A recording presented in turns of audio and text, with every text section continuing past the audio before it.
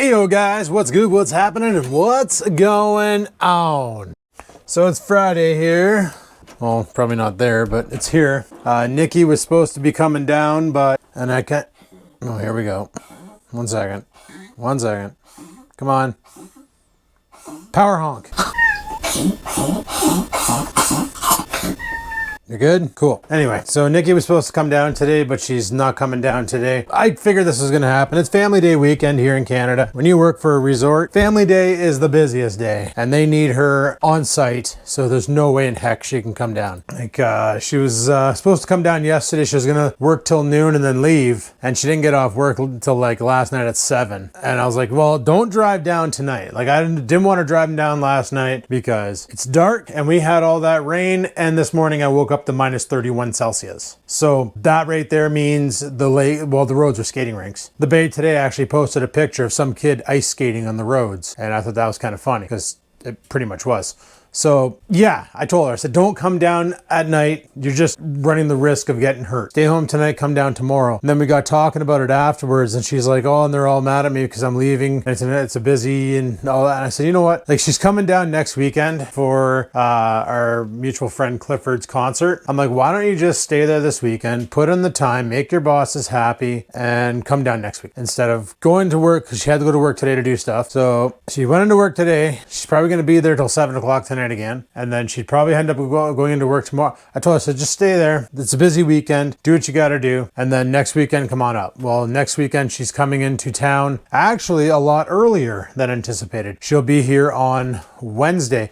Wednesday, she has to go to Huntsville for a meeting. She's doing whatever. And then afterwards, she's going to scoot over here. So she'll be here Wednesday night, Thursday night, Friday night, Saturday night, and back home Sunday. I told her, so why don't you just do that then? You're going to be here for like 5 days next week. Just don't come down on and stay there and just make your bosses happy. Because, right, happy management means happy life. Unfortunately, that's the way she goes. You know, piss off management, shit rolls downhill, and the employees end up getting covered in mud. And it's not mud. You know what I mean? That's what I do anyway. I try to make management happy. Let them know that I'm a team player and that I'm willing to go the extra mile. Like, I get messages all the time on the new job. Hey, Adam, so-and-so called in sick, or so-and-so is off today. Can you handle their ticket load? And I'm like, yeah, sure. Send them my way. So they'll send me like 5 tickets and I'll just blast them and destroy them and be happy. I don't mind helping out. Like, that's from, they're paying me to work, right? So I'm going to work.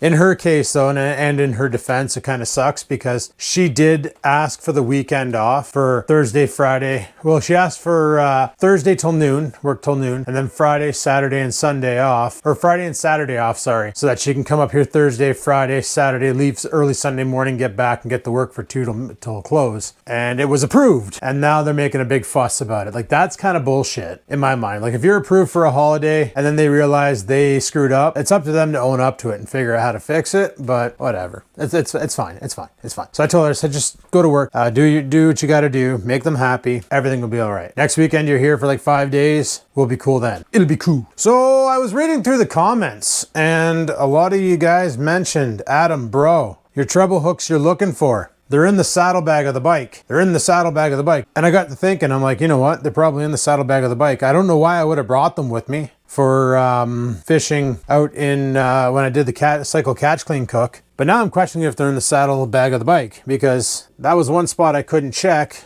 for obvious reasons. And when we get out to the garage, you're going to see the obvious reasons, and they're going to be pretty obvious why I didn't check there. Would you just look at it out here? Such a beautiful day in the bay. Freezing its tits off, and the ground is pure ice and dog shit. So that's a delicious sight to see. It's kind of bright out. It's nice in the sun. It's not when you're not in the sun. Oh, Jesus, Murphy. This whole floor is ice. And my garbage can's frozen. Whole floor is freaking ice, boys. And I'm wearing slippers because I'm smart. SMRT. I can spell. Let's get past Dirty Bird here. Can you hear the snow crunching and the ice crunching underneath my weight? See, the reason why I didn't check the saddlebags is because, like, they're kind of blockaded. So this is not going to be pleasant to do. Sorry, Dirty Bird. I got to get you to hold this. Don't scratch the paint. Okay, we're good. Move the microwave over a bit. Let's see if I can get down there without breaking my neck. I got to go back to work soon. Gurk. So, they're going to be anywhere They're not in the top pouches. Oh man. Okay, this thing can just go over there. There's nothing in this zipper pouch. Oh wait. Oh wait. Oh wait.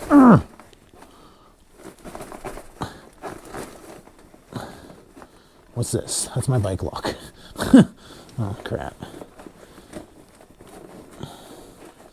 Bike lock.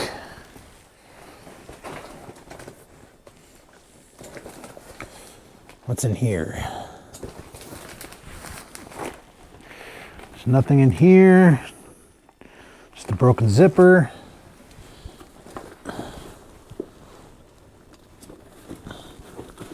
And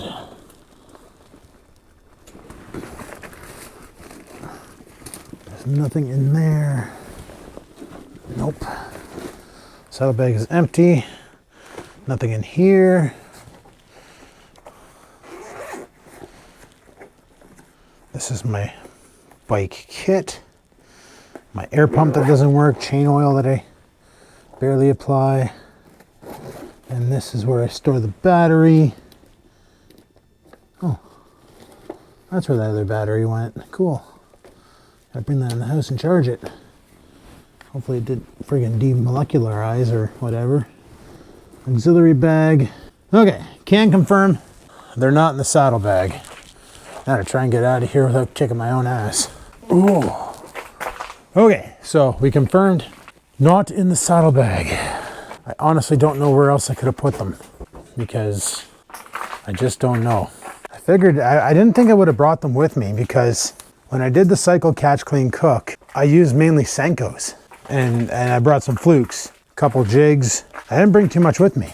The search continues, but luckily it doesn't really matter because ice fishing season is not my favorite, even though I do plan on going out this Sunday. The kids that I fished with in the spring, Logan, Aiden, and Waylon. Logan reached out to me on Instagram and asked me if I was interested in going ice fishing sometime because, well, family day weekend, why not? So I told him, I said, well, we can go. It's Sunday because the initial plan was Nikki was going to be here, and when Nikki's here, everything comes to a halt on purpose because we spend time together. Nikki's not here now, but we're still doing the same thing. Like, we're going to go out on Sunday. That's when the kids plan on it. Aiden has an actual ice shack out there, not a poppy-uppy tent or anything stupid. So I think I might have left. Oh no, there was no lights on in the garage, except for that one light I leave on in the garage. Aiden actually has a real wooden ice shack, like a physical structure. So I was gonna drag my shit out. I think he's set up at the point. So that could be kind of cool. Also, I did some research on my ripping wrap technique, and yeah, I suck. Is this inflating? I don't know. Does that have power in it? Still has power, has 3 bars, we're good. But here I was ripping it violently, and it turns out you're not supposed to do that in the winter because fish don't do that in the winter. Bait fish especially are pretty lethargic. And here I am making the minnow look like it just had 3 cups of coffee and was racing around like a speed racer. So yeah, apparently you're supposed to go slower, light taps. You can bounce it off the bottom of the lake, you know, stuff like that, but you're not supposed to rip it violently because then it emulates like this really hyperactive minnow and the fish will think something's up and leave. So that's why they were leaving.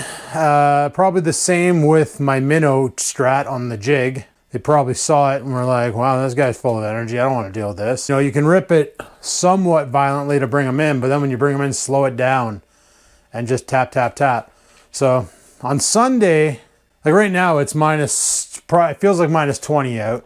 Sunday it's supposed to drop, or supposed to go up to +1, which means that lake is going to be a sloppy freaking mess. But I'm okay with that. That's fine. I'll bring the HT out because I don't think I can be in their ice shack. I'm not sure what the COVID protocols are. So I'm just going to basically fish from my shack, 1 rod, maybe set up a tip up. And I was thinking about getting some live bait. I was thinking about it. I might not even care. And just getting out there and seeing if we can maybe entice a bite. Maybe we can catch a fishy. then come back and eat him if he's of size. So we'll have to wait and see what we do and do what we see, because I told them I go out Sunday. I'm going to confirm that on Sunday that they're all heading out. We'll meet up. We'll friggin' go dangle and see what we do. Should be a fun freaking time. Anyway, guys, as for this new workout regimen that I've been running, I can 100% guarantee you I am sore as hell right now. I'm going to make myself a protein shake, because that seems to alleviate the pain for about 35 seconds. And then it comes back. But 35 seconds of pain release is really nice, because lately, man, holy, those high volume workouts, like I said, I've never been sore like this in the history of working out ever, except for when I first started working out and when I was accidentally doing what I was doing for this workout, basically not counting reps, just going right to failure and then trying to push out a couple more afterwards, and then or dropping the weight and going more, dropping the weight, going more, to the point where I couldn't do anything. Doing stuff like that really gets you, man. Oh, does it ever get you. Like anybody out there working out, if you're always doing the same thing, try switching it up to a moderate weight with high reps. Just watch how you feel the next day. Watch the pump you get too. It's friggin' sweet. Like if you're a pump chaser, most bodybuilders are, because that's how you basically build muscle. The pump isn't just a thing you get for the sake of getting. It's actually how your body will send nutrition to the muscle area, repair it or feed it. Yeah, it makes the muscle temporarily look a lot friggin' bigger and better than it was when you're cold, but it's also the main way to get nutrition and stuff to the muscle so that she can grow a bit. I'm gonna throw some blueberries in this one. Yesterday I had a protein shake for lunch and I didn't throw the blueberries into it, and I holy piss, these Ziploc bags are, this is an open one, right? I like adding the blueberries because they serve two purposes. Number one, they're frozen, so they're cold already, and number two, they thicken it up so it's like eating a meal. All right, send it to the blender, turn it into something delicious, drive it in my face hole. Boom shakalaka, boom shakalaka, boom. We got ourselves a motherfucking protein shake. I'm gonna chug it in my face. God, I love these smoothies. They're so tasty, so tasty. Wow, way to go, Adam. Like I said, it is like a meal. She's so thick.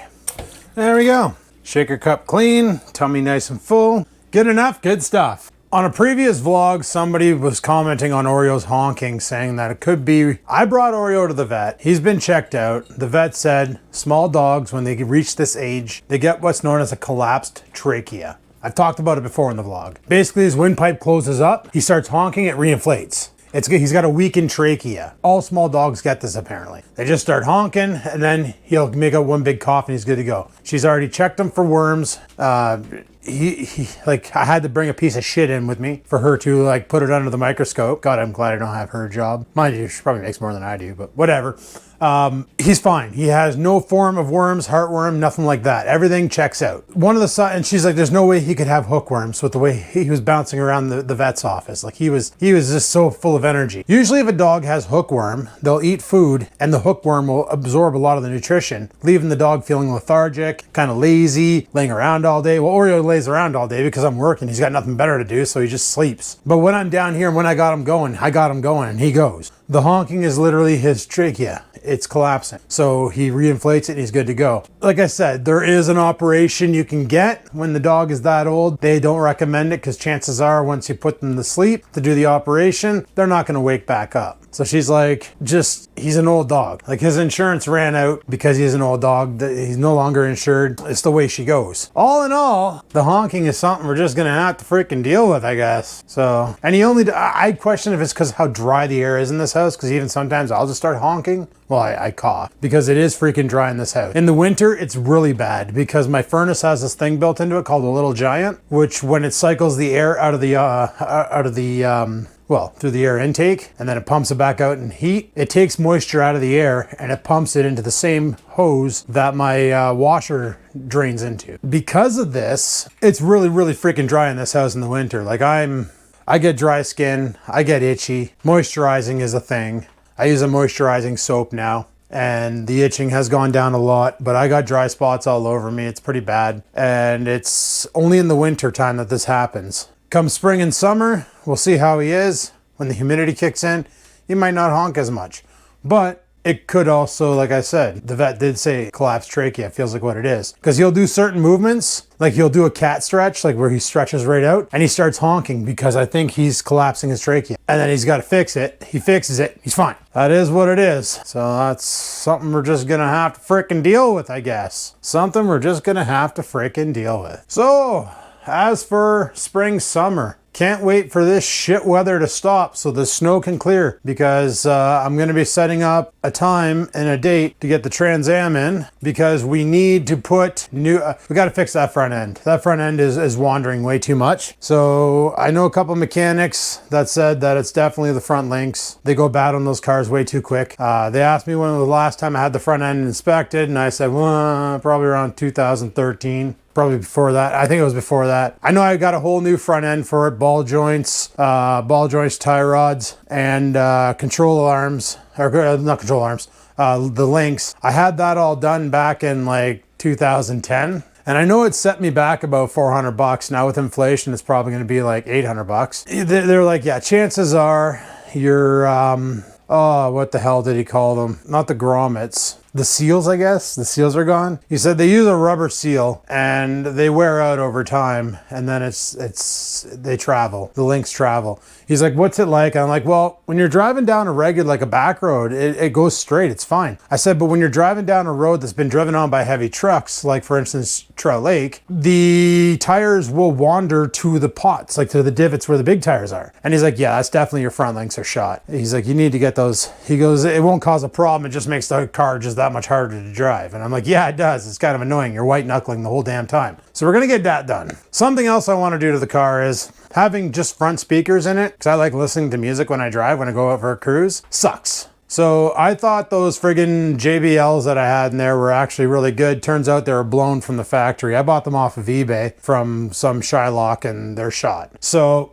I'm gonna get some new speakers. Now I found some 4x6s on Amazon.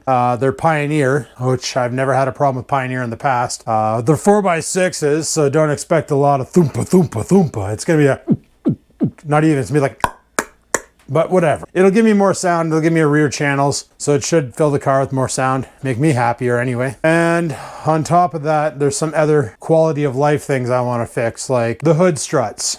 The fact that I have them, but they don't work. I found some on Amazon. They're about $30 a pair, which is perfect. Should be an easy install. So we're gonna do that on the car. So we got some car stuff to do this spring, summer, whatever. And I wanna be driving my car a lot. So we fixed the friggin' exhaust gas issue where we were getting EGR smoke coming into the cabin, or exhaust smells anyway. It literally smelled like burning oil coming into the cabin. So that's because I had the PCV venting to atmosphere. Now it vents back into the air exchange, so it gets sucked back down the engine and burnt, which is the way it should have been since day one. I got nailed by the MTO back in 2014. Somewhere, anyway, I got nailed for that. And the reason being is I didn't have the air pump hooked up, which basically pumps air into the catalytic converter, which causes the NOx gases to burn off quicker. And I didn't have that hooked up. I didn't know what the heck it was. And I was venting to atmosphere with that filter thing on the negative crankcase, where it sucks air into the crankcase and then blows it out the PCV back into the engine. I was just venting right to atmosphere, and that's a major no-no. I don't know. How am I supposed to know? I'm not a mechanic. Kind of sort of bought the car like that, so it's the way she was. That's all fixed up. We did that last year. We bought some parts off of Amazon, and we went to Maslach, bought some fuel hose. We rigged that all up. It works like a charm. Good enough, good stuff. Other things I want to do to the car, I have no idea what else I want to do to the car. Mainly, I want to drive the car. I want to enjoy my car this summer. Go to Cars and Coffee with it. I don't plan on putting an LS1 in it. People are like, oh, you should LS swap the car. Honestly, the 305 still drives. It gets 9 liters per 100 kilometer. Well, about that. She's really good on gas. Doesn't take much fuel to fill the tank. And even though it's a gutless bucket, it's still super fun to drive. Anybody who's had one of these 3rd gen Camaro Firebirds, you know what they're like to drive. They're slow, but they're fun. They're fun. It's a loud car with the exhaust system. People know it's a V8 under there, not some 3.1 liter V6 or 2.8 liter V6. Sure, it's only 170 horsepower at the flywheel, maybe 92 at the back wheels. But you know what? Still a fun car to drive. It'd be kind of fun, like once Nikki moves and all that, and I can go visit her to take the car on a road trip. Just bomb down there in the car, you know? And the other thing is the car is the perfect platform for me to learn mechanics on. I'm not about to do my own suspension work on her now. Don't forget that nonsense. I'm gonna have a pro do that. That's safety equipment. I don't know how to do that. I don't know how to do alignments. I don't know how to do any of that. I don't have the equipment to do that. So I'm gonna get somebody else to do it because I looked at how to replace those links. I need a hoist. I don't have a hoist. I can't put the car up on ramps and do it because it just doesn't work that way. It's got to be done in a shop on a hoist. So I'm just going to have a shop do it. But anyhoozle, I'm going to bring this ice brick upstairs. I've got to put a charge to this because this is what I was using in the bike to power the camera systems when I was out ripping around. It'd be good to have this thing fully charged because I might use it to record the fish finder this Sunday when we go out ice fishing, because that could be pretty good. That could be pretty fun. So let's see how much time I have left. Probably not much. And I am correct. We have about 5 minutes left before I got to get punched back in. So guys, tonight I got another video coming out. Well, another video I'm going to be recording. Got some things we're going to be doing and some stuff we're going to be seeing. Should be pretty damn good. So on that note, thanks for watching. Hopefully you enjoyed today's video. If you did, click that like button. Any questions, comments, concerns, down below they go. Thanks for tuning in to another one of these lunch hour vlogs. Don't forget, I got Instagram down in the links and the Facebook fan page in case you want to message me something long-winded that you want me to look into. By all means, definitely do it because the comment section has a limitation, I think. I could be wrong. Anyway, until next time, live it to win it, and peace the frig out.